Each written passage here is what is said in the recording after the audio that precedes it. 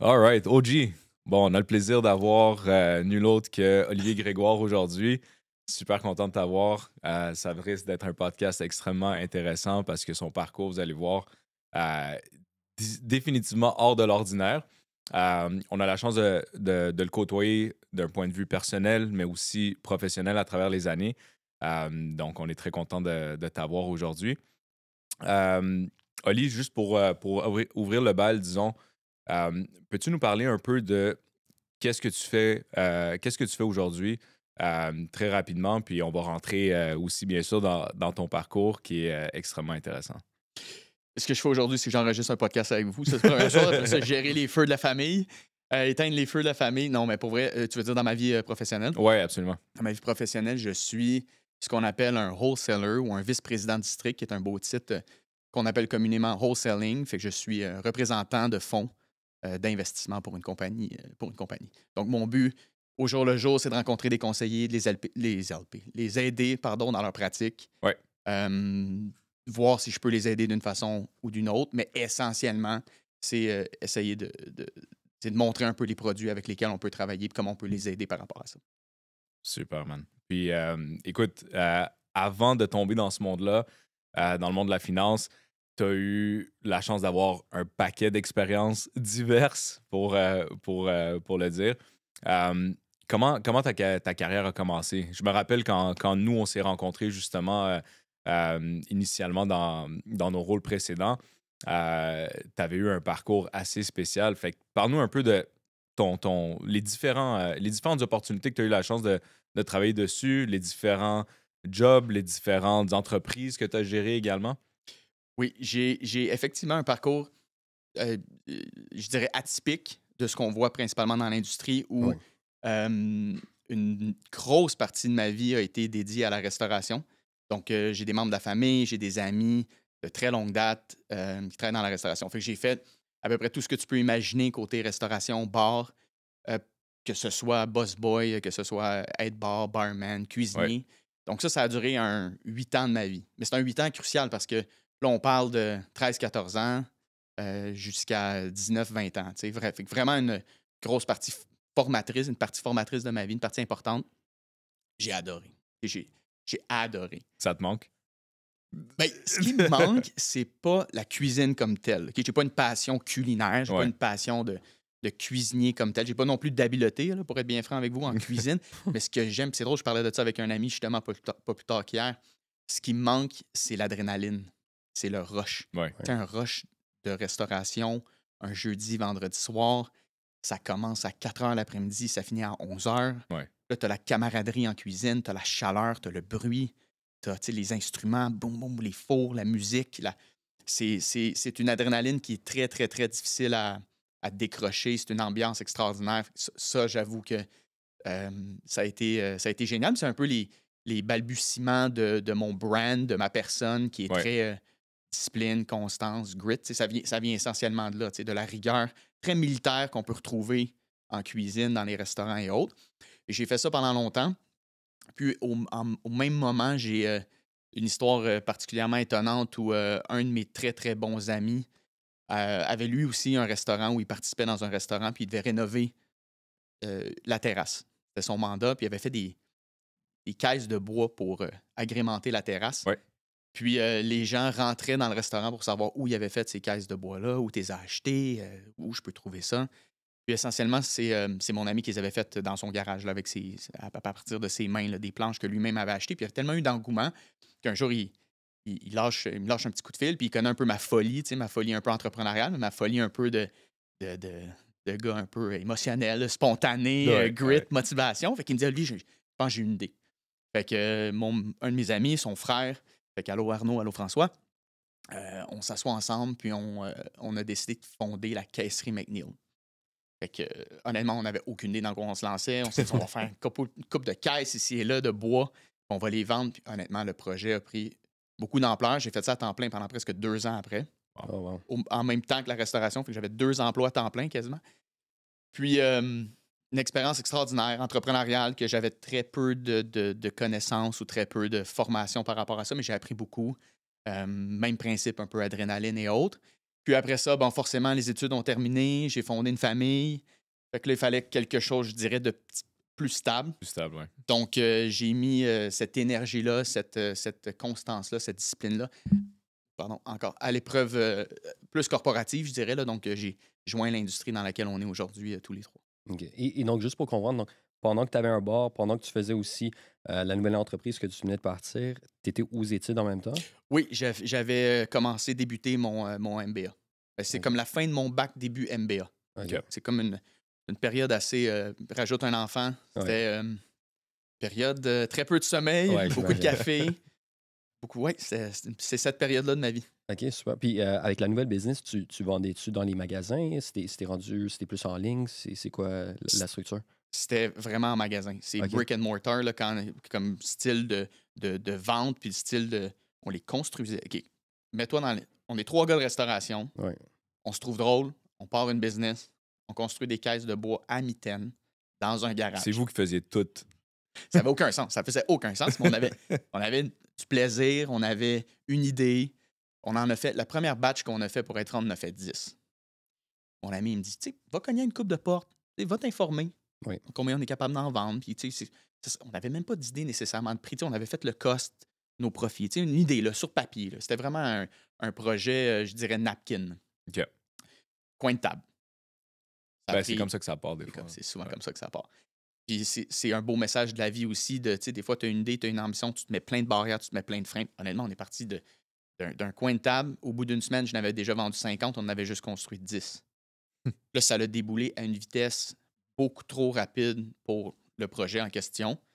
Puis, si on avait justement les deux anciens partenaires ici, c'était d'un ridicule. Là. On en vendait plus qu'on en construisait. On n'était pas capable de finir de les construire. Ils étaient déjà vendus. Il a fallu qu'on se loue un local. On n'avait pas la machinerie. On avait... Mais le projet était beau, c'était bien fait. La demande a été vraiment intéressante. Puis dans les magasins, justement, qu'on a réussi à s'immiscer, je ne sais pas si c'est le bon mot, là, mais à faire des partenariats. On a eu quand même des chaînes intéressantes. On a eu BMR, on a eu Café Ricardo, on a eu la Maison Simons, OK, on quand a même. eu les pépinières de quand même de grosses quantités. Là. Fait en 18 mois, on a fait quelque chose de vraiment sharp. De fou, là. Félicitations. Oui, de là vient tout le temps un peu l'idée de... Tu sais, t'as quelque chose, t'as une flamme, t'as une motivation, tu fonces, puis tu regardes où ça mène. Tu sais, des fois, tu t'accroches. Parce qu'on en a eu des accrochages, là. C'est pas une histoire qui est pas une ligne droite, là. Ah ouais, c'est ça. Ça a été des discussions mouvementées, il y a eu des nuits très courtes, il y a eu des chicanes, il y a eu des joies, tu sais, mais c'est ça un peu l'aventure. Tu sais. Ouais, incroyable. Puis, ouais, c'est sûr, c'est complètement différent de ce que tu fais aujourd'hui. Puis, comme tu as dit, tu sais, des fois, la vie change, fonder une famille, chercher un peu plus de stabilité. Tu parlais justement de ton parcours scolaire, où est-ce que tu as eu aussi beaucoup de succès. Puis, justement, si je ne me trompe pas, tu viens de finir ou tu es en train de compléter un autre diplôme présentement. Parle-nous un peu de ça. Je sais que tu as grandi dans un environnement scolaire qui était peut-être un peu plus difficile. Ça t'a peut-être shapé, mais ça t'a aussi poussé à poursuivre des études supérieures également. Donc, Oui, fait que encore une fois, un parcours un petit peu atypique aussi à ce niveau-là, où je te dirais que le secondaire a été digne d'un film. Là. Je sais pas à quel point je peux rentrer dans les détails, mais ça a été assez sportif. Ouais, très, très, très difficile, mais pas juste au niveau du contexte. Aujourd'hui, je suis parent, je prends un pied de recul, puis je prends un pas de recul, puis je regarde quel genre d'enfant étudiant que j'étais. Je me suis pas vraiment aidé non plus. Il y a des fois où C'est un peu ta faute. c'est un peu pas mal. Là, il y a des... C'est ça. Fait que laissons ça comme ça. Mais le secondaire a été très, très, très houleux. Je l'ai fini de peine et de misère dans un contexte très difficile où la grande majorité de mes amis n'ont pas fini. Ouais. Après ça, l'école aux adultes. Après ça, on fait des cours supplémentaires, des cours d'été. Honnêtement, ça a été une période vraiment sportive. Vraiment sportive, mais en même temps, je suis arrivé au cégep après avec une tu sais, ça devient plus sérieux. Tu sais. Puis à un moment donné, il faut que tu te poses des questions de qu'est-ce que je veux faire. Il faut vraiment que tu te poses la question qu'est-ce que tu veux faire. Ouais. Tu t'en vas où avec ça? J'ai comme changé d'attitude en le voyant plus comme un défi. Tu sais, je me suis entraîné en salle d'entraînement à partir de l'âge de 14 ans, 3 à 4 fois par semaine, toute ma vie jusqu'à aujourd'hui que je fais encore. Mais ça l'a fait son petit bout de chemin. cette discipline-là puis cette constance-là dans ma vie que j'ai vraiment réalisé plus au cégep, où j'ai adopté les études un peu comme un entraînement. Où des fois, ça ne te tente pas, mais tu en fais un petit peu à tous les jours, keep showing up. Et tu te présentes, tu te présentes, tu te présentes. Tu n'as pas toujours les meilleurs entraînements, ça ne te tente pas toujours. Des fois, tu es fatigué, des fois, tu as de l'énergie, des fois, tu en donnes plus, des fois, tu en donnes moins, mais ça paye des dividendes. Fait au cégep, je peux pas dire que ça s'est passé de manière flamboyante, mais j'ai arrêté de me battre contre le système, puis j'ai plus accepté ce qui s'en venait. Ouais. Puis j'ai mis un peu cette discipline-là où j'ai vraiment vu ma personnalité se construire puis avoir des résultats au cégep. L'université, ça a été génial. T'sais, j'ai eu des notes flamboyantes, j'ai fait mon premier bac. Ça s'est passé comme. C'était assez tellement bien passé que c'était étonnant de voir comment le secondaire avait été difficile. Ouais. Puis là, j'arrive à l'université puis je suis comme un poisson dans l'eau. Pas parce que je suis plus brillant, loin de là, mais le travail devenait super facile. Je le voyais plus que. Je le voyais comme une étape, une répétition, Ouais. une série de plus. Ça, j'ai fait après ça la maîtrise. Pendant que j'avais les 2 jobs, l'enfant, j'ai fait mon MBA. Puis le MBA, encore une fois, je ne suis pas le plus brillant, mais là, on dirait que la machine était partie. Là, c'était une machine à saucisses. Puis là, je suis en train de compléter. Je vais finir dans 8 semaines précisément ma 2e maîtrise, mon Master in Finance. J'ai ma job d'aujourd'hui, j'ai 2 enfants, j'ai une maison, je m'entraîne, j'ai une vie sociale, j'ai une job qui est relativement prenante. Ça fit dans l'horaire. Ça fit dans l'horaire. J'ai plus ces obstacles-là ne sont plus des obstacles. T'sais. La discipline et la constance sont comme fait que c'est une journée comme une autre, puis on met 15-20 minutes, une demi-heure là, 15-20 minutes, une demi-heure là, puis t'arrives à la fin de la semaine, puis t'es arrivé au même point que tout le monde. T'sais. Fait que très atypique, mais je suis arrivé à mes fins. Ouais. C'est drôle comment le point de finale est tellement différent du point de départ. T'sais. Vraiment spécial. Ouais. Puis c'est un excellent point, en fait, parce que si tu le vois de cette façon-là, un peu comme tu le disais, comme le gym, où est-ce que ça te tente pas nécessairement tous les jours, mais tu te lèves, tu y vas, tu fais ton entraînement, si c'est 30, 45, 1 heure, whatever it is.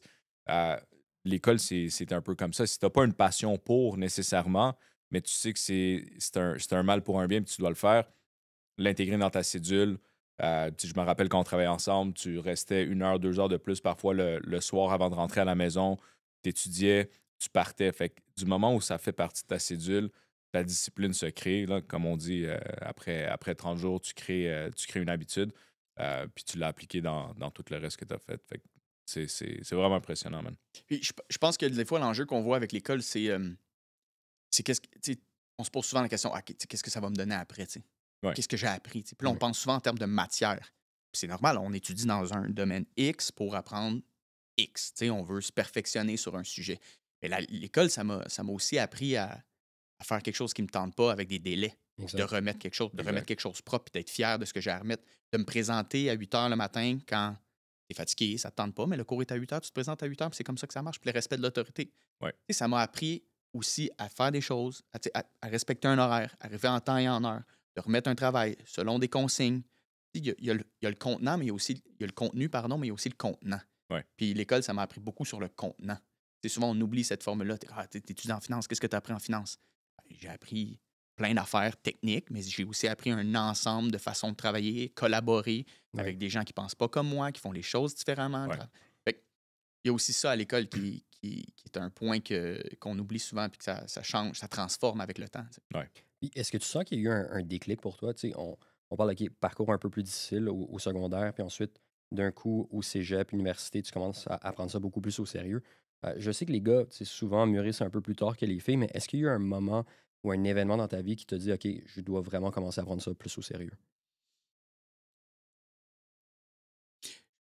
Je pense que c'est un amalgame de choses qui est arrivé au même moment plutôt que, je pourrais pas dire qu'il y a une décision plus précise qu'une autre, mais je pense que c'est un... Je pense que je travaillais fort, je voyais pas de résultat. Puis il y a un moment donné, justement, à cette période-là, cégep, où là, tu commences à avoir des résultats. Puis je pense que ça m'a vraiment allumé. Okay. Ça a comme décliqué par soi-même. Ou tu vas au gym pendant, vous le savez, les gars, vous entraînez comme des fous, vous aussi, là, vélo, course, natation, CrossFit. Tu peux aller au gym pendant bon 3 mois, là, pas tant d'amélioration. La course, même principe, tu cours pendant 3 mois, 6 mois, OK, mais il n'y a rien de concret. Ouais. t'étudies. C'est long avant de savoir étudier, c'est long avant de tourner la page, c'est long avant d'avoir des résultats concrets. Puis il y a un moment donné où ces petits efforts-là font que ça a un gros impact dans ta vie. Puis moi, tout ça mis ensemble, la rigueur que j'avais au restaurant. Tu sais, à force de travailler au restaurant, de nettoyer, tes choses sont. Ta vie s'organise, ton entraînement, mais là, tu sors moins tard le soir parce que demain, tu travailles fort, tu as l'école, tu as le restaurant, tu as le gym. Ouais, priorité. Priorité, tout ça mis ensemble, c'est comme l'effet boule de neige. Tu sais, au début, ça commence tout petit, puis ça devient assez massif, tu peux plus l'ignorer. Ouais. Je pense que je suis arrivé au cégep où j'ai eu un peu ce déclic-là où la boule de neige, dans le sens, les gains que j'ai faits avec tous ces efforts-là, je pouvais plus les ignorer. Fait que le message était comme clair de OK, ça, c'est la direction qu'il faut que je prenne si je veux m'en aller ou j'ai envie de m'en aller. Tu sais. Fait que c'est comme un amalgame de choses ensemble qui a fait comme OK, ça marche. Ça marche pour vrai. Si tu t'y mets, ça marche pour vrai. Oui, absolument. Fait que après ça, ça a été juste de continuer. Tu sais. Continuer. Ça n'a pas été facile parce que vous le savez, comme l'influence des amis, les sorties, les ci, les ça. Fait que un moment donné, il faut que tu choisisses, il faut que tu priorises, pardon, il faut que tu fasses faut que tu coupes un peu ton cercle social, les sacrifices. Ouais. Mais c'est tout en fonction de ce que tu voulais. Puis moi, je voulais beaucoup.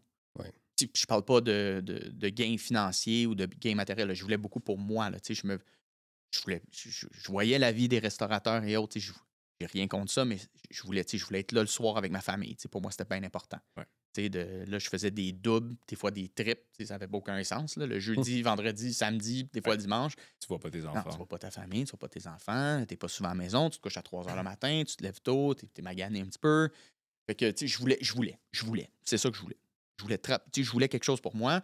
Là, ça s'est comme tout commencé à se concrétiser et à se former, comme on dirait, à ce même moment-là. Vraiment l'effet boule de neige. Nice, man.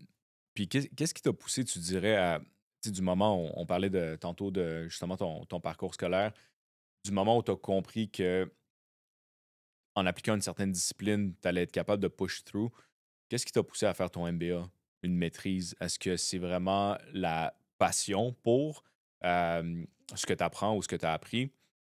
Ou c'était plus parce que c'est un autre défi pour toi? C'est un autre objectif que tu disais, I can do it, puis je vais le faire, tu sais, I'm gonna keep pushing. J'aurais tendance à penser plus l'option 2. J'ai pas une passion pour l'école. J'ai pas une passion pour la matière technique. Ouais. Vous savez, comme moi, on apprend beaucoup plus souvent en pratique que. Oui, bien sûr. Je pense que, sans dénigrer l'école, j'ai pas du tout. Là, mais je pense que quand on pratique, on a souvent tendance à apprendre beaucoup plus, ou en tout cas, on peut appliquer ce qu'on a appris, fait que ça se concrétise, disons. Et je pense que c'était vraiment un. Tu deviens dans un esprit, puis je suis sûr que vous partagez ça, je le sais, on s'en est parlé au préalable, mais tu deviens dans un état d'esprit où tu as envie de grandir, tu as envie de t'affronter des choses, tu as envie de défis, tu as envie de te tester. Ouais. Puis là, on dirait que je suis arrivé à un stade où mon coffre à outils était plein. Je voulais comme l'essayer. Je voulais pousser la note le plus loin que je pouvais. Je voulais. Pas une question de prouver, là, c'est pas l'objectif, c'est pas de prouver quelque chose, c'est juste de. Moi, je vois souvent ma vie en chapitres. Dans le sens où j'ai 2 beaux enfants en santé, je me sens privilégié, j'ai accompli ce que j'avais à accomplir côté enfant. Ouais. Je sens qu'avec ça, je suis bien là-dedans. L'école, là, je vais avoir fait cégep, bac, double maîtrise.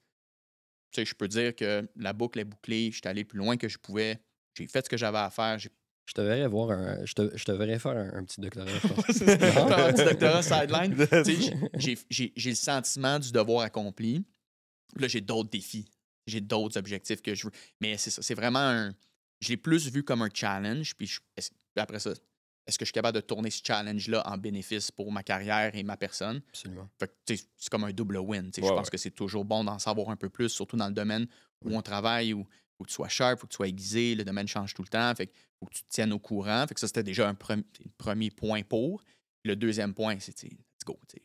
Je vais aller au bout de ça, je vais aller au bout de ce défi-là. Puis une fois que ça va être accompli, ben, je vais pouvoir dire avec satisfaction que je suis allé au maximum de mes capacités. Puis je suis prêt à tourner la page puis affronter d'autres choses. C'est un peu le thinking en l'air. Oui, puis c'est un bel exemple. Écoute, c'est un exemple pour tes enfants un jour, de continuer à te surpasser, pas arrêter nécessairement au standard potentiel que la majorité des personnes vont arrêter. 2, ça donne de la crédibilité dans dans ton parcours professionnel. On ne va pas se le Exact. cacher, le fait d'avoir un MBA, une maîtrise, c'est sûr que ça renforce vraiment ce parcours-là. Et aussi, tu l'as bien dit, c'est pour toi au final. Si tu te donnes un défi, de la même manière que tu te le donnes, par exemple, au gym ou dans différents volets de ta vie, mais dans les études aussi. Puis il y a souvent ce contexte-là que j'aime souvent du gym, c'est delayed gratification. Excuse pour l'anglicisme, Oui, exact. mais ce que tu fais aujourd'hui, les workouts, la diète, l'entraînement, la rigueur, c'est pour en profiter plus tard. C'est pas le jour prochain que tu vois des résultats nécessairement. Donc, c'est de dire, OK, c'est 6 mois de gym, mais peut-être vont pay off dans 12 mois, dans 18 mois.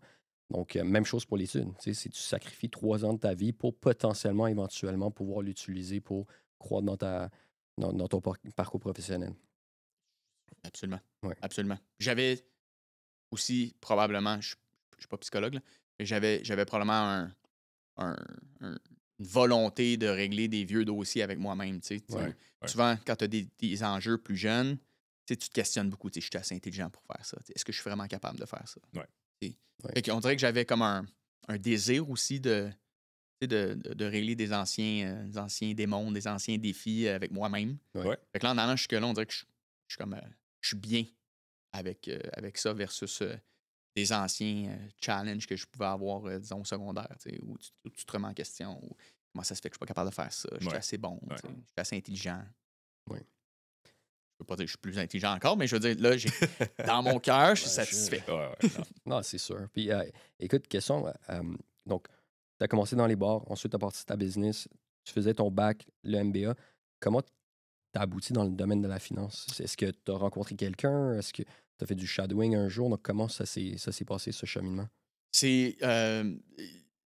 Ça s'est passé avec, encore une fois, une pluralité d'enjeux, mais disons, ça a surtout été où. OK, non. Il y a, premièrement, quand il y avait pas des enjeux, c'est pas le bon mot, mais quand il y avait des défis au niveau ressources humaines, euh, dans les restaurants ou dans les endroits où j'ai travaillé, j'ai toujours trouvé que j'étais un bon communicateur avec les gens. C'est parce que souvent, quand tu travailles en cuisine, il y a de la tension. Là. Souvent, c'est des équipes de 7-8, il y a de la pression, il y a des horaires, c'est demandant, il fait chaud. Bref, souvent, il y a des tensions, mais j'étais souvent la personne qui motivait, puis qui il ramenait un peu, puis on réglait les défis, puis on se parlait, on finissait par se parler, on collaborait. J'ai toujours été cette personne. Fait qu'à la base, je me suis toujours dit, moi, il faut que je travaille avec des gens. J'aime ça travailler avec des gens. Je peux pas être assis derrière mon ordinateur ou être en l'arrière-scène. J'ai besoin de communiquer. J'étais bon là-dedans. Puis après ça, quand j'ai fait le saut un peu plus côté vente avec, mettons, la caisserie McNeil ou les caisses de bois, là, j'ai trouvé que j'avais un Côté mon énergie, ma discipline, ma constante, mon intensité, je devrais dire. Cette intensité-là qui a été un challenge un peu dans ma vie, dans mes relations avec les gens, parce que j'étais un gars très, très, très intense. Mais là, elle servait à quelque chose, cette intensité-là. Là, c'était comme mon pouvoir, mon super pouvoir. T'sais. Fait que ce qui était un mal là, devenait comme mon outil numéro 1. Fait que là, quand j'ai frappé un mur un peu avec justement la famille, les restaurants, la business, les caisses de bois, où ça devenait too much, ça devenait un peu tricky. J'étais pas là les soirs. Fait que là, fait que j'ai pris toutes ces connaissances-là, toutes ces capacités-là. J'étais en train de faire mon MBA, l'investissement. Je connaissais quelques gens quand même dans le domaine où je me suis dit, OK, je pense que ça pourrait être excusez l'anglicisme aussi, mais un fast pace, un environnement rapide, intense, où je pourrais comme être un shoe-in, je pourrais travailler avec les gens, je pourrais utiliser mes connaissances business ou que j'aime, je pourrais faire aussi de la vente, ou en tout cas. C'est comme si ça cochait toutes les cases. La seule case que je connaissais pas, c'est la case corporative, où je me rappelle, je pense, la première entrevue, sans entrer trop dans les détails, mais j'étais comme dans un autre univers, là, j'étais ailleurs. Sous la taille. Sous la taille, ça a été vraiment. Mais ça a été une expérience. C'est vraiment un domaine qui m'a permis de m'épanouir, puis qui m'a permis de jumeler les deux forces ensemble, je pense. Je pense que vraiment, ça a été un très bon call. Mais le saut s'est fait plus forcé que volontaire. OK. Mais je regarde aujourd'hui, en prenant un pas de recul, c'était le bon saut à faire. Absolument. C'est juste que c'était très loin de ma zone de confort. Ouais. Toujours très inconfortable. J'aimais la restauration. On en a parlé tantôt. Là, j'aimais cette énergie-là. J'aimais être à mon compte aussi avec la caisserie. Mais bon, là, j'ai fait le bon move. Mais ça a été plus forcé que volontaire. Une fois que je l'ai fait, ben après ça, C'était L'inconfort. confortable. L'inconfort, Exact, exact. le changement, ça fait toujours peur. Ça fait toujours peur. Ouais, mais ça te permet de progresser. Ça me permet de progresser. Puis, Big time. qu'est-ce qui t'a. Comment tu as découvert ce domaine? Parce que c'est. Tu sais, sans nécessairement rentrer dans trop les détails de ce que tu fais aujourd'hui, mais tu sais, moi, je regarde en arrière, puis à l'université, chaque fois qu'on se faisait parler d'opportunités en finance, par exemple, on n'entendait jamais parler de notre domaine nécessairement, ou qu'il y avait des rôles de vente ou de représentant ou de relations clients euh, en finance. Puis, tu étais dans un monde qui était complètement différent. Est-ce que tu as connu quelqu'un? Tu as eu un mentor? C'est quoi le contexte de circonstances qui a fait en sorte que tu t'es dirigé vers ça directement? C'est spécial, mais j'ai fait. Je me cherchais beaucoup. Là. Cette période-là a été une période un peu de. Justement, là, quand je suis arrivé au pied du mur de tous ces événements-là, je voulais faire le prochain saut. Tu sais, je savais pas où aller, mais je voulais faire le prochain saut. J'ai littéralement fait un carrefour de l'emploi. OK. C'est vraiment ça. Ouais, OK. J'ai pris mon courage à deux mains, je savais pas trop quoi faire. Je me cherchais, je me suis dit, tu sais, en tout cas, bref, je me cherchais, c'était pas une période super facile, mais j'ai fait un carrefour d'emploi, puis il y avait un petit kiosque. C'était même pas le kiosque pour la première compagnie que j'ai travaillé, là, mais c'était un autre kiosque, puis il a parlé d'investissement, puis il m'a parlé du rôle. Il m'a même pas vendu sa compagnie, il m'a juste parlé du rôle. OK. Tu sais, on a échangé, en fait, pendant un bon. Il y avait plein de monde autour, puis c'est vraiment une personne qui a pris comme 22 minutes avec moi pour parler juste à moi du rôle. Il me voyait dans ce rôle-là. Après ça, de moi-même, j'ai fait des recherches sur Internet de compagnies similaires. Ouais. C'est là que j'avais fait mon. En fait, c'est pas compliqué, j'avais appliqué partout. Ça a plus cliqué à une place qu'une autre. Fait que j'ai fait. Fait que honnêtement, je suis arrivé vraiment là par hasard plus que d'autres choses. Le domaine m'intéressait, mais c'est vraiment à travers le carrefour de l'emploi que j'ai dû comme. Je suis arrivé là. C'est vraiment un hasard que j'ai découvert ce côté-là de la business parce que le mien aujourd'hui, on en entend effectivement très peu parler. Je pense qu'à l'université aujourd'hui, il y a des meilleurs partenariats où on en Ouais, entend. ouais. Mais c'est vrai qu'à l'époque, ça va quasiment faire presque 10 ans, on en entendait vraiment moins parler.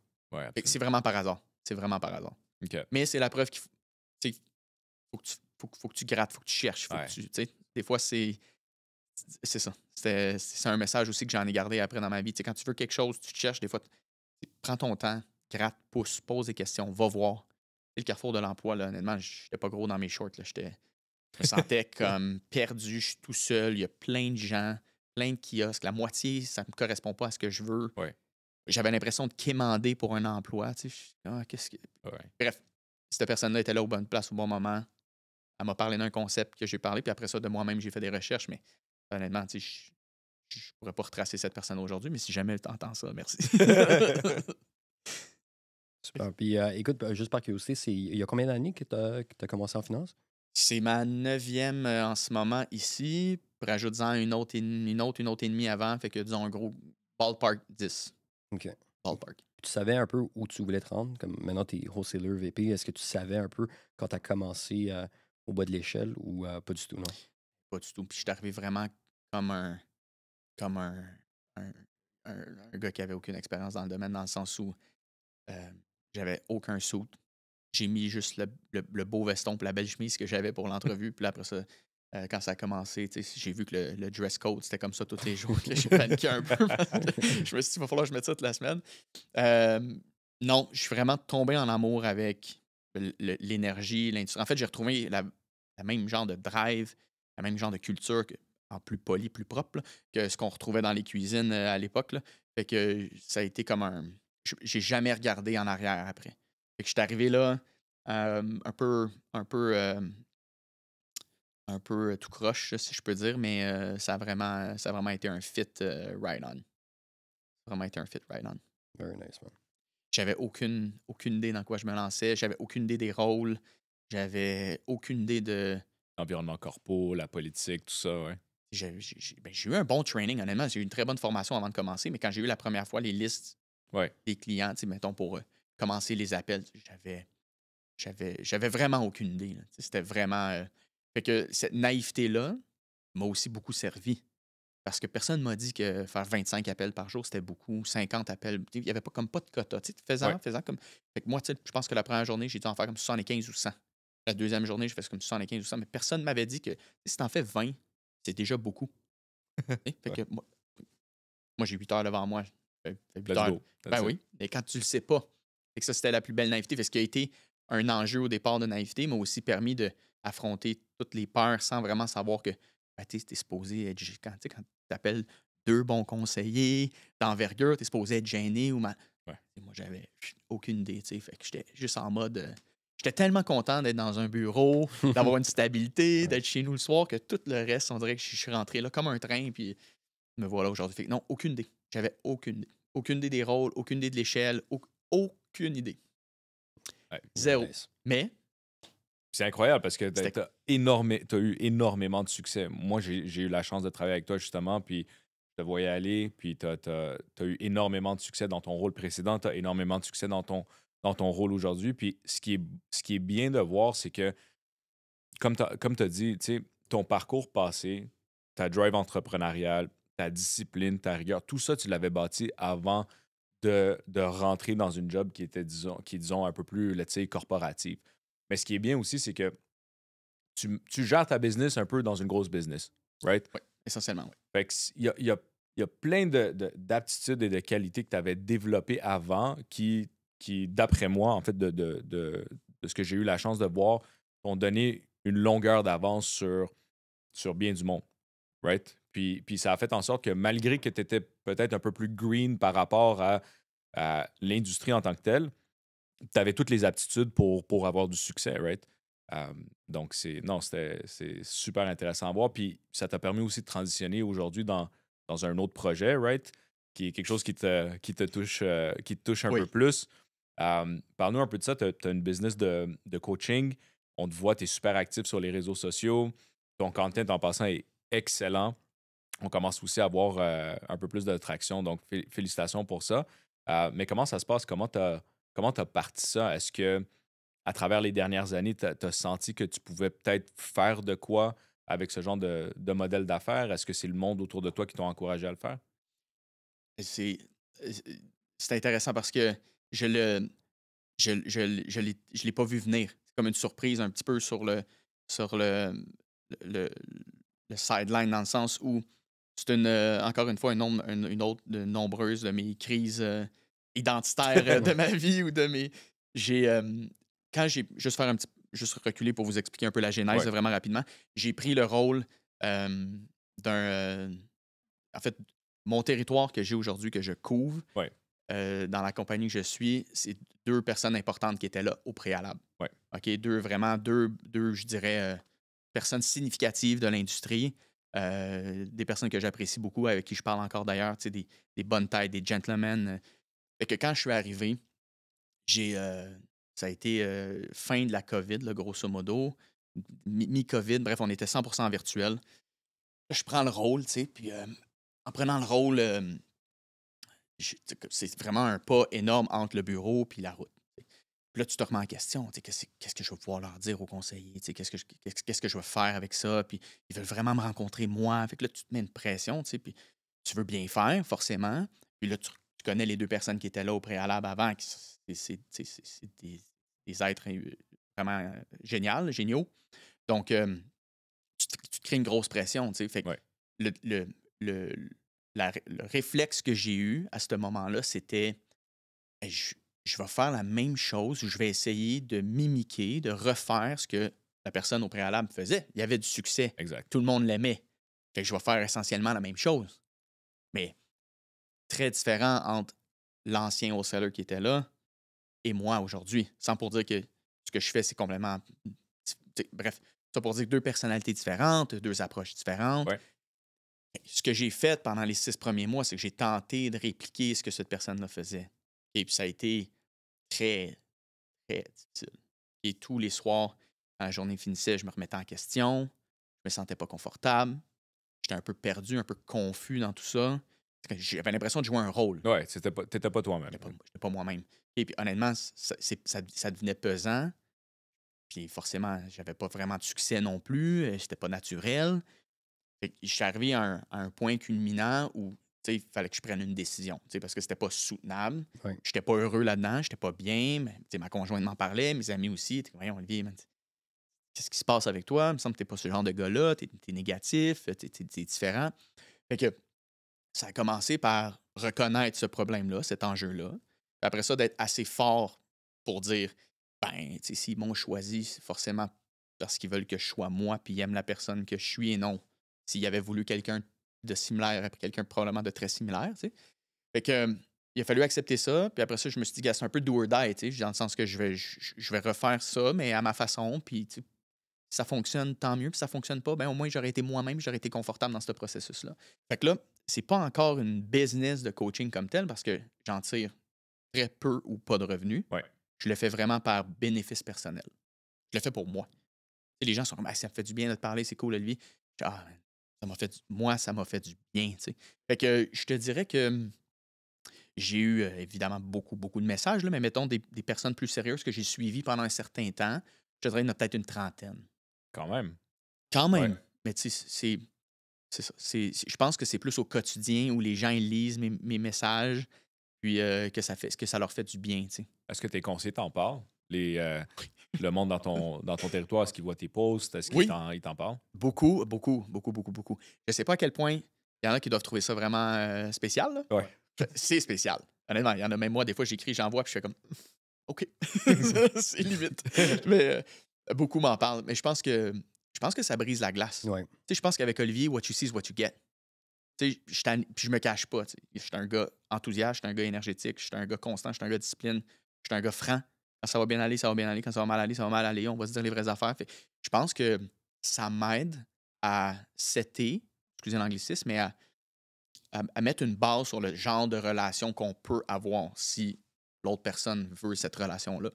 Ça va être ça. Tu n'auras pas autre chose, tu n'auras pas différent. Ça va être ça.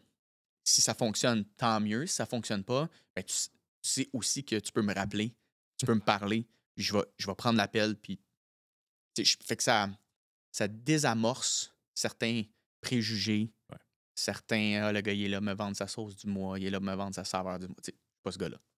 Puis honnêtement, il y a bien des fois, je sors des rencontres, puis je suis comme, c'est quoi, man? C'était correct. C'était correct. T'as pas besoin de. C'est correct. Ouais. Aujourd'hui, ce qu'on a fait, c'est qu'on a appris à se connaître. On a appris à voir si on était capable de se parler.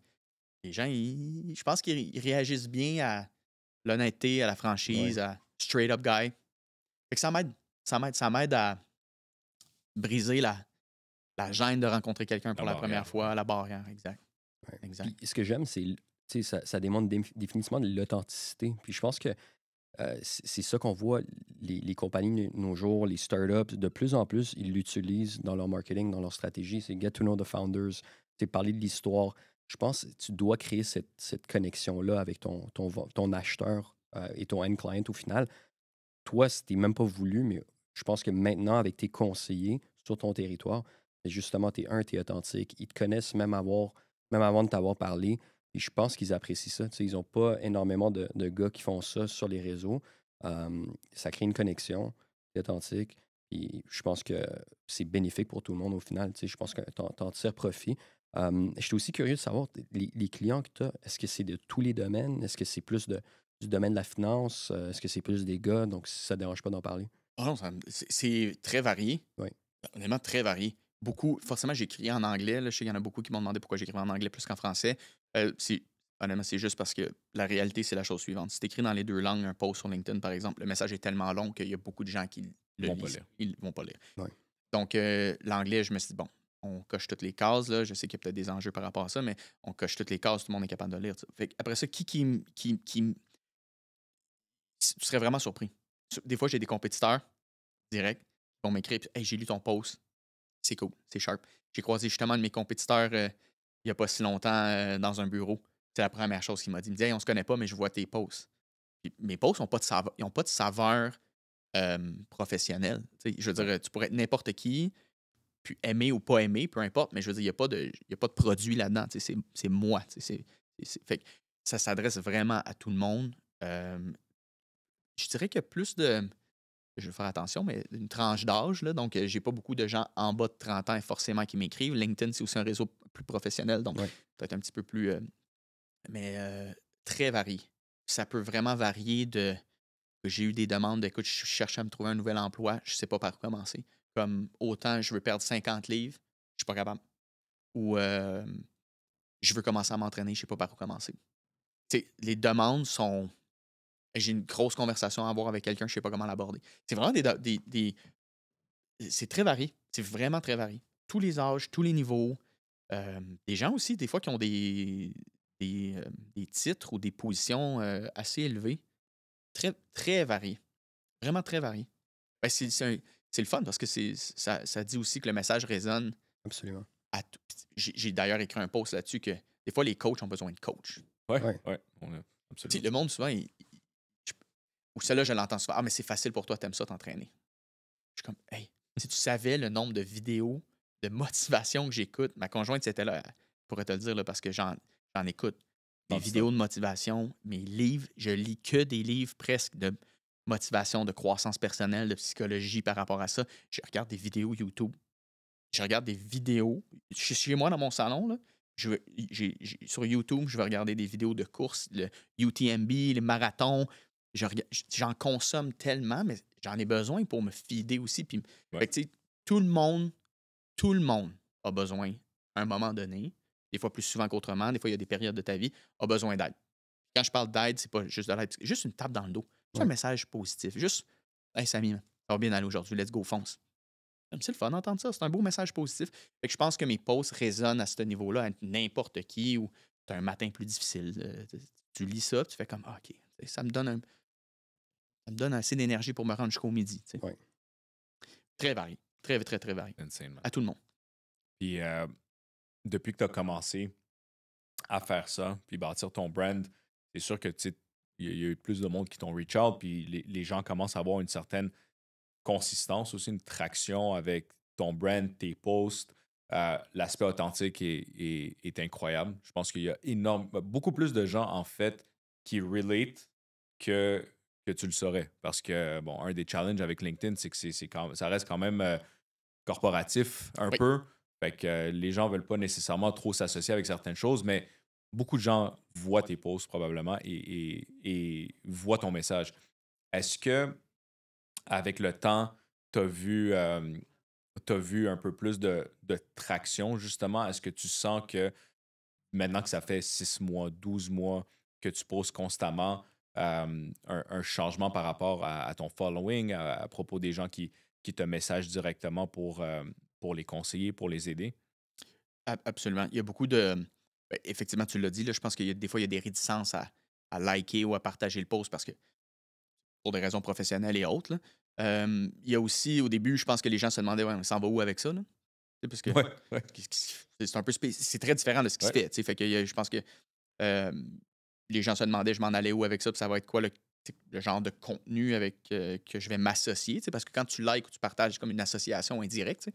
Fait que là, je pense que les gens ont compris un peu le format ou le brand ou je fais pas de politique, je fais pas de finance, je suis pas là pour juger les gens, loin de là. Au contraire, en fait, souvent ce que j'écris, c'est des préjugés, pas j'essaie de désamorcer des choses préconçues.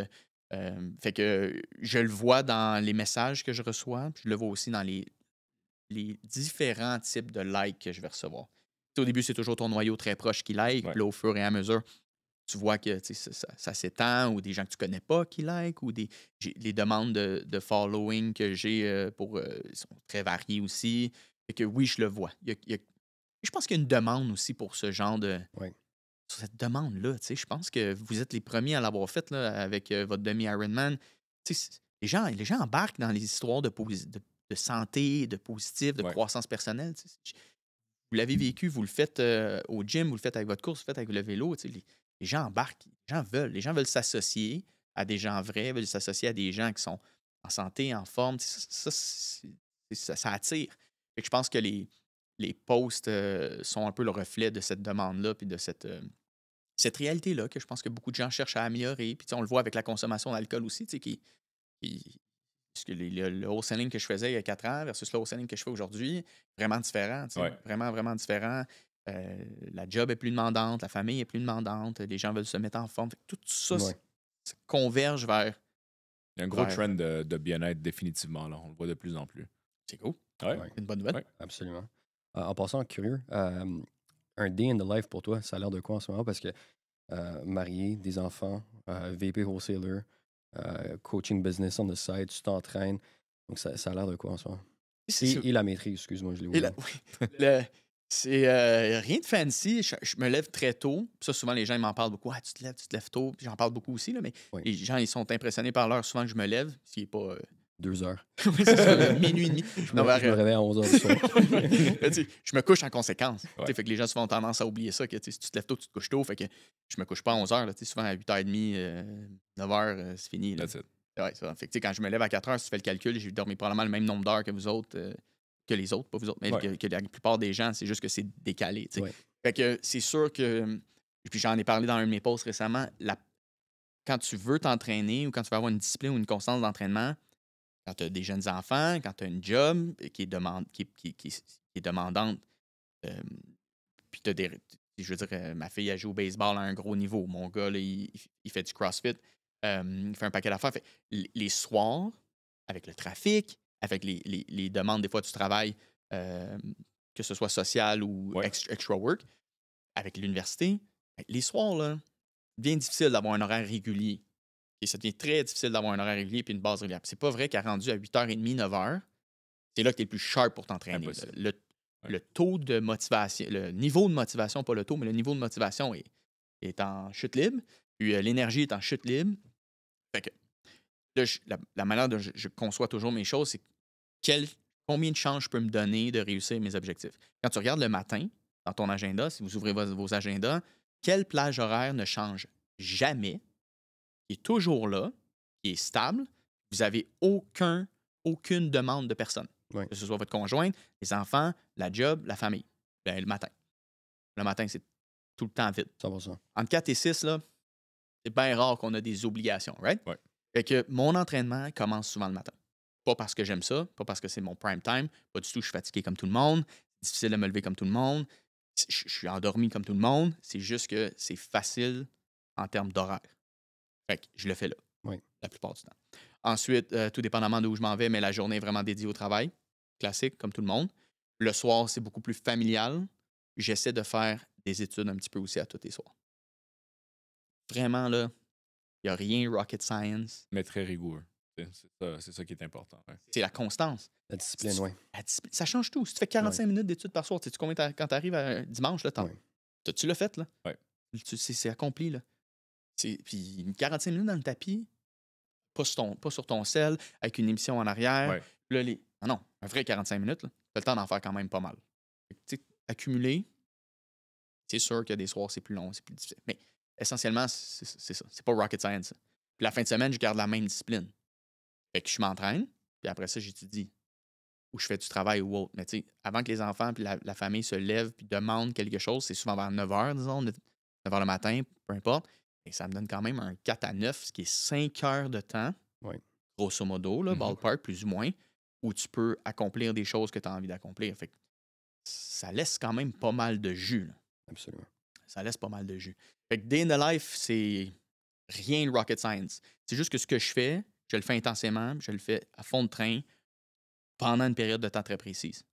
Puis, tu sais, un entraînement, ça me dure, je sais pas, tout dépendamment de ce que je fais, mais si c'est au gym avec des poids haltères, 45 minutes, là, top, pas mal fait. Ouais. Si c'est de la course, des fois, il y a des plus longues distances, plus courtes distances. Essentiellement, là, 1 heure, là, t'as pas mal fait ce que tu voulais faire. C'est qu'après ça, back to work. Ouais. On va revenir sur la course, justement, mais c'est super intéressant ce que tu dis. Est-ce que tu sens que la plupart des gens que tu rencontres aujourd'hui dans ta business de coaching, c'est ça l'enjeu? C'est le time management? C'est pas nécessairement la...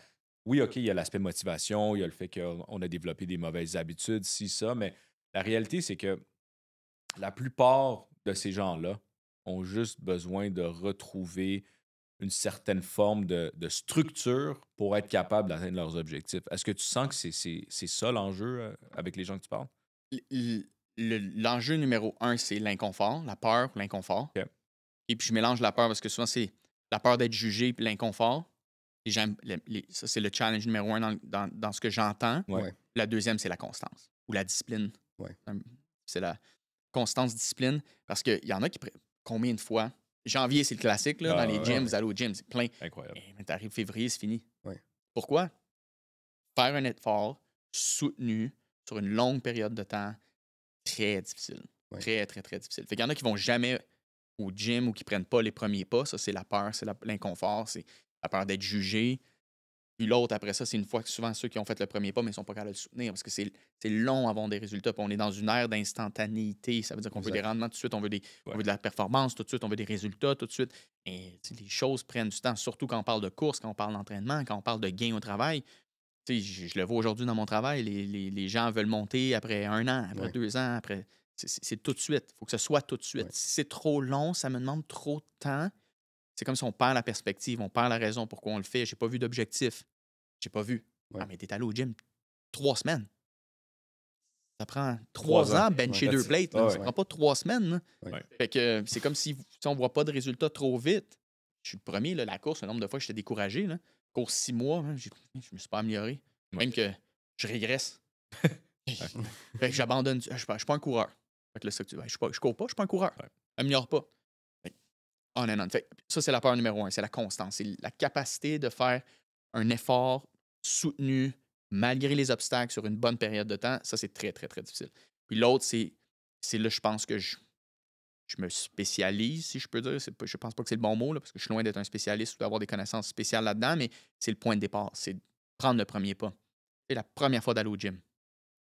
Ça c'est tough. Ouais. Tu fais pas 1 heure ton premier workout. Là. Ouais. Non. Puis là, tu as l'impression que quand tu rentres, tout le monde est en shape, tout le monde sait ce qu'ils font. Là, tu es super mal à l'aise, tu es super gêné, tu te sens. Qu'est-ce que je fais? Tu sais pas ce que tu fais. Là, tu prends une machine, là, tu fais une autre. Là, combien de séries, combien de répétitions, puis là, le poids. Puis là, tu es super mal à l'aise, angoissé. Et ça, je le vois, la peur d'être jugé. Le premier pause que j'ai fait, j'étais terrorisé finalement. Regarde où est-ce que je suis rendu. Fait il y en a beaucoup qui. C'est les 2 peurs que je vois principalement dans les conversations que j'ai. Okay. 2 challenges. Ouais. Puis j'aime ce que tu dis parce que si tu reviens à. Les gyms sont remplis au mois de janvier. Je pense que les gens mettent trop d'emphase sur la motivation versus la discipline, right? Puis la motivation, la vérité, c'est que autant pour nous, je suis sûr pour toi, ça vient puis ça part. Donc, tu auras certains mois où tu es super motivé puis tu as envie d'accomplir énormément de choses puis tu sets des défis puis des objectifs. 2 mois plus tard, peut-être ta motivation diminue parce que tu es un peu plus occupé, tu as quelque chose, un moment de vie. Donc, la discipline, la rigueur, la constance, ça devient un non négociable. Puis je pense que c'est vraiment ça qui fait la différence. Si tu décides de dire, OK, je m'en vais vers l'objectif de, je sais pas, on va dire m'entraîner 4 fois par semaine, et tu le mets dans ton agenda et tu t'obliges à le faire. C'est la seule façon que tu vas réussir. Si tu n'as pas cet objectif-là, tu ne sais pas cette discipline, 2 months in, c'est dommage à dire, mais les chances, c'est que tu vas arrêter de faire ce que tu fais.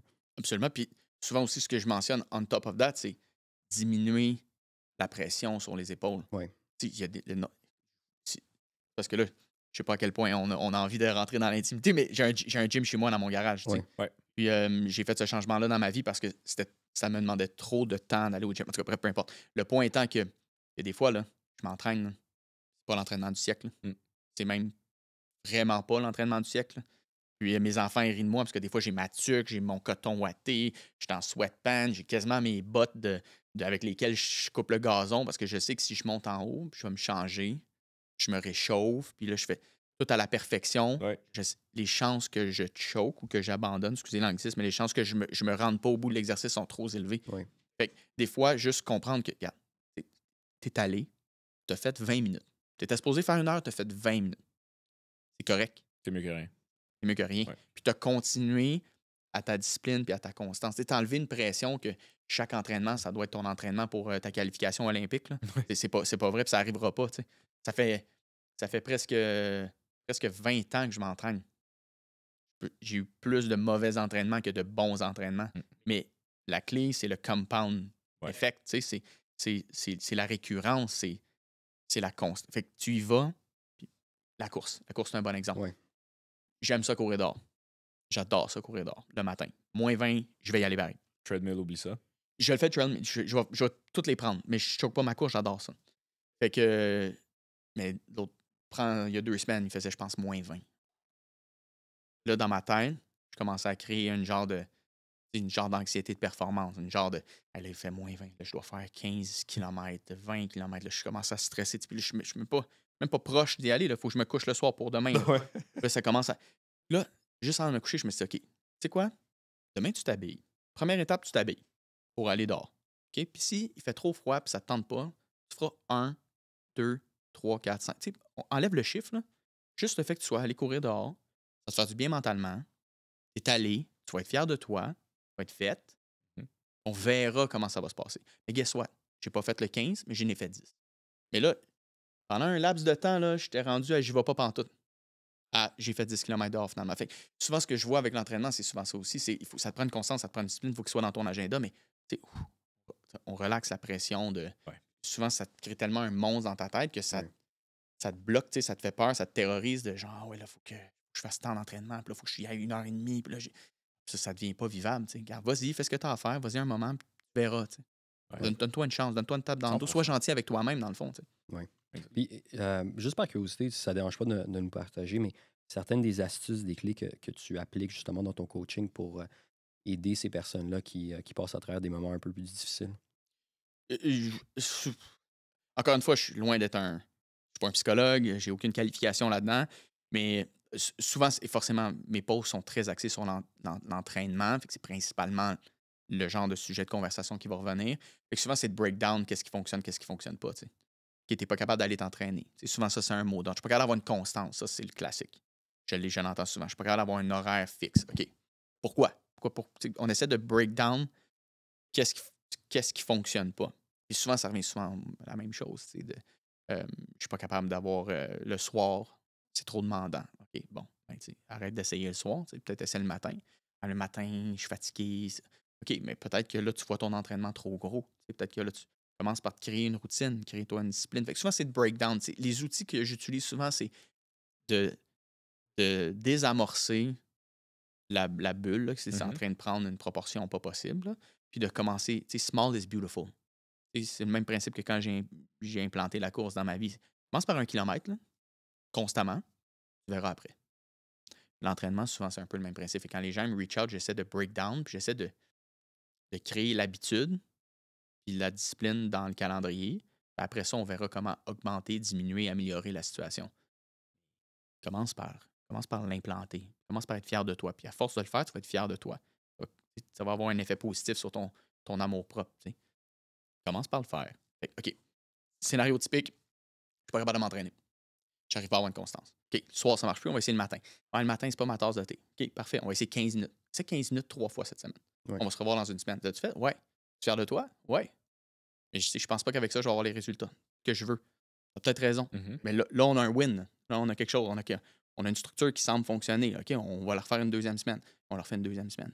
Là, les gens, forcément, avec le temps, finissent par se rendre compte que baby steps, small steps, ça fonctionne. Il faut juste créer l'habitude puis la routine.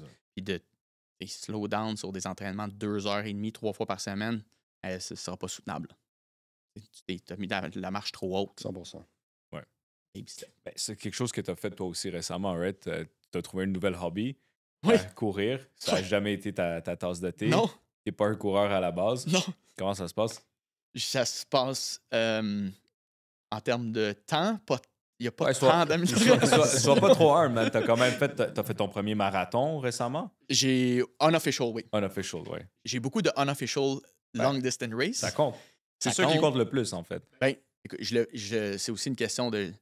Quand je m'inscris à des événements, je veux bien faire. Ouais. Fait que, puis de toute façon, je le fais pas pour faire ces événements-là. Je le fais vraiment pour moi personnellement. Fait que j'ai beaucoup de longues distances, de courses longue distance à ma belt, comme on dit. Ouais. Mais ça se passe, honnêtement, ça se passe très bien. Quand tu considères le fait que je suis passionné, j'ai pas de blessure, c'est 4 à 5 fois par semaine dans mon agenda. Nice. Je le fais, j'aime ça.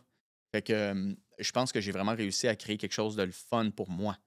Dans le sens où c'est bon pour la santé, mais j'ai réussi à tourner ça en positif puis en plaisir. Ouais. Parce que c'est souvent ça aussi, le challenge des gens, c'est qu'ils n'ont pas de fun. C'est tellement sérieux, ça devient tellement rigoureux qu'on perd le spark, on perd le fun, exact. On perd le plaisir. Ah là, j'ai levé moins qu'aujourd'hui. Non, t'es allé, fais-toi, good job, man. C'est pas évident. Hein? Fait que la course, j'ai réussi à cultiver ça chez moi. Puis ça va bien. Est-ce que ça pourrait aller mieux toujours? Ça va bien. J'ai toujours été un heavy guy quand même, là, les poids. Powerlifter, les poids, ça a toujours été plus ma zone de confort. Pendant la pandémie, j'ai tourné ça un petit peu, pas parce que les gyms étaient fermés, parce que je voulais perdre du poids, j'avais une mauvaise tendance aussi, bref, pour plein de raisons. Puis j'ai vraiment... ça clique. Comme j'aime ça. J'aime Tu vraiment ça. enjoy? Ouais. J'adore ça. Puis je me sens bien. Physiquement, j'ai pas perdu assez de livres comme le poids que je voulais, mais j'étais en bonne direction. Ouais. Puis les temps de course augmentent tranquillement. Descendent, je devrais dire, là, tranquillement, pas Good, vite. Là, les temps s'améliorent. Vraiment Train va inspirant. loin.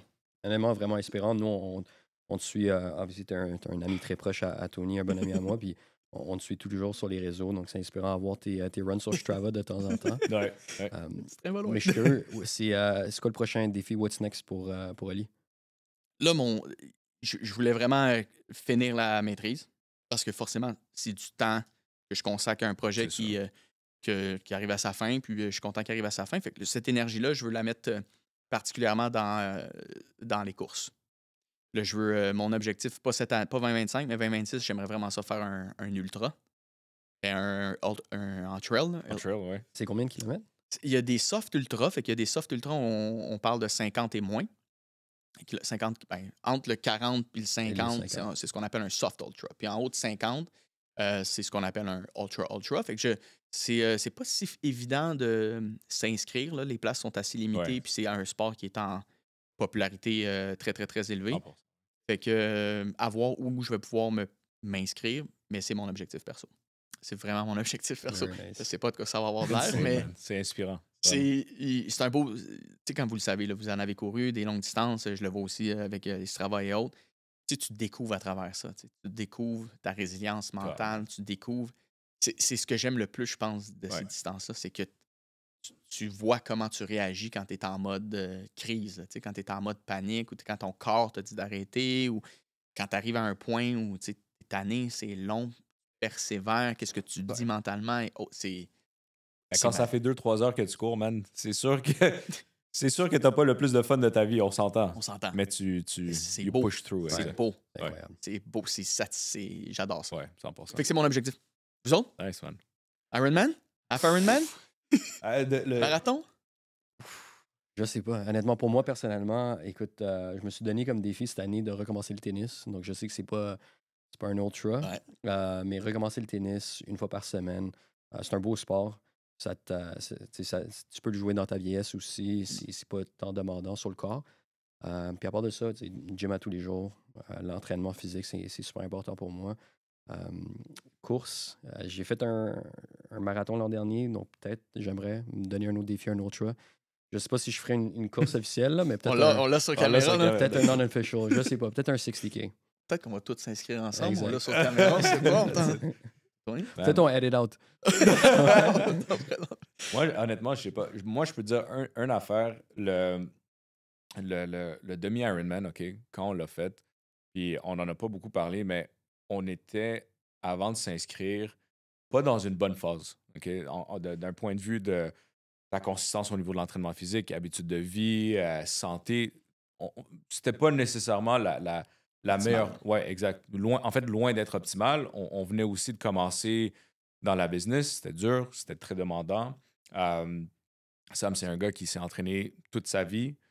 Je me suis entraîné pas autant sérieusement dans le passé, honnêtement. Puis c'est fou parce que en s'inscrivant, OK, tu passes pas de, mettons, 0 à faire un demi-Ironman, right? C'est quand même difficile. Mais c'était, je pense, comme un genre de mal nécessaire, man. Quand on s'est inscrit, moi, j'avais aucune idée qu'est-ce que ça voulait dire, man. J'ai aucune idée. Surprise. J'ai jamais nagé de ma vie. Ben, je sais nager, mais j'ai jamais nagé pour une distance comme celle-ci. Vélo, je veux dire, je sais faire du vélo, mais je savais pas ça voulait dire quoi, être 90 km sur un vélo, puis courir, oublie ça. Fait que les premiers entraînements, extrêmement humbling, là. Tu sais, tu te remets en shape, tu cours 2 km sur le treadmill, ton heart rate est à 180, ça n'a pas de sens, là. Tu dois en courir 21 après avoir fait la nage puis le vélo. Mais mal nécessaire, puis consistently, à travers les mois de préparation, ben, tu l'intègres. Tu sais, comme tu disais tantôt, tu te réveilles tôt, tu fais ton entraînement. Le soir, après le travail, deuxième entraînement. Le week-end, moitié de la journée, entraînement. Tu pars de rien. T'es pas bon. Tu dois être capable de faire de l'exercice physique pendant Et ça nous a pris 6 heures, mettons 6h30 à peu près, non-stop. Fait que ça a été incroyable. Et moi, personnellement, quelqu'un qui s'est jamais entraîné aussi sérieux, je me suis jamais entraîné aussi sérieusement que dans cette période de ma vie-là. Moi, ça a été le plus beau changement que je pourrais dire. Puis ça a amené la consistency sur le reste. Fait que là, aujourd'hui, OK, ça, on l'a fait il y a un peu plus qu'un an maintenant. Mais tu sais, je m'entraîne à tous les jours. Au gym, c'est un non négociable. Mais le nouveau truc que j'ai découvert, c'est la boxe. Super, super sport, honnêtement. Très bon ben, pas en vieillissant, on n'est pas vieux, mais comme tu grandis un peu, puis tu veux travailler ta coordination, tu veux rester sharp, allumé. Fait que super, super sport. Je dirais pas que je me préparerais pour un genre de fight amateur, loin de là, mais définitivement T'as comme. pas fermé la porte. T'as pas fermé la porte. Ouais, mais c'est ça, je sais pas. À un moment donné, tu dois te challenger. Fait que après que tu en fasses comme 2-3 fois par semaine, ben pourquoi tu le fais, tu sais? Mais à date, c'est là-dedans que je suis présentement. Super nice, man. C'est des beaux défis. Ouais. J'adore. J'adore. 100%. Tout est enregistré. C'est génial. C'est Exact. génial. Mais non. Mais c'est l'idée de toujours Ouais. s'améliorer, right? C'est l'idée de toujours Exact. pousser un petit peu, de découvrir aussi. Tu l'appliques après ça dans tout dans ta vie. Tu sais. Nous, la résilience qu'on a appris durant l'Ironman, on l'applique maintenant dans la job, on l'applique dans notre vie familiale. Donc, c'est-à-dire que tu as ce mindset-là que ça paraît impossible, mais baby steps, comme tu as dit, 1 mois, 2 mois, 3 mois passent, puis finalement, on se dit, hey, on est capable de nager 1,9 km, on est capable de faire 90 km de vélo. Puis c'est la même chose maintenant qu'on l'applique à la job. C'est ce défi qu'on se set, on va dire, de croissance ou peu importe, ça paraît pas mal impossible, mais on va un jour à la fois. Exactement. C'est exactement ça. Ouais. C'est que le sport, c'est comme le défi. C'est le moyen. Exact. C'est ça, Mais après ça, tu en récoltes les fruits dans toutes les sphères de ta vie. 100%. C'est ça qui est magique. là. 100%. Ouais. Content, messieurs. OG, c'était un Je suis plaisir, man. motivé, là. Ouais, Vraiment, là, on va vraiment aller good courir, talk, là. man. Ça fait longtemps On va aller que. spar. Ouais. Exact. On était dû pour faire ça, On man. était C'était dû. vraiment un plaisir de t'avoir. Puis pour tous ceux qui nous écoutent, OG, très présent sur les réseaux sociaux. Allez le suivre sur LinkedIn. Puis on espère te revoir aussi avec nous très bientôt, man. Bonne chance dans tous tes Merci, projets. messieurs. Merci à vous. Merci. Très inspirant, votre succès. J'apprécie.